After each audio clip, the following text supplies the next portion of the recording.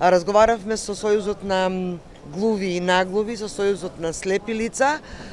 политиките кои што ги креира Министерство за труд и социјална политика и услугите кои што им се нудаат на лицата со попреченост од страна на представниците со кои што разговаравме, навистина беа оценети како права и услуги кои што се добри и кои што го подобруваат животот на лицата со попреченост. Има неколку барања кои што секако ќе бидат во политиките кои што ги креираме во иднина, во буџетот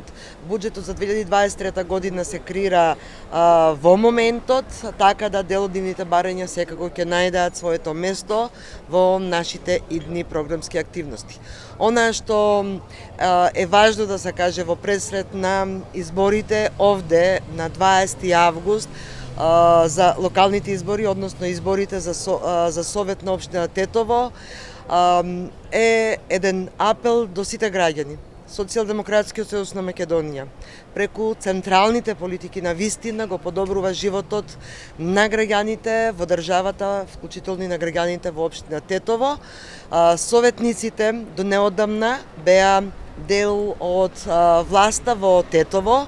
и покажа дека имаат разбирање, волја и чувство за проблемите на граѓаните во Тетово и доколку ни се даде довербата на овие избори, ќе продолжиме повторно исто, со грижа за граѓаните, за секојдневните проблеми, без разлика дали се проблеми за социјално ранливите категории на граѓани, дали се проблеми за најмладите преку детските градинки, дали се проблеми за пензионерите, па за и останатите граѓани на општина Тетово.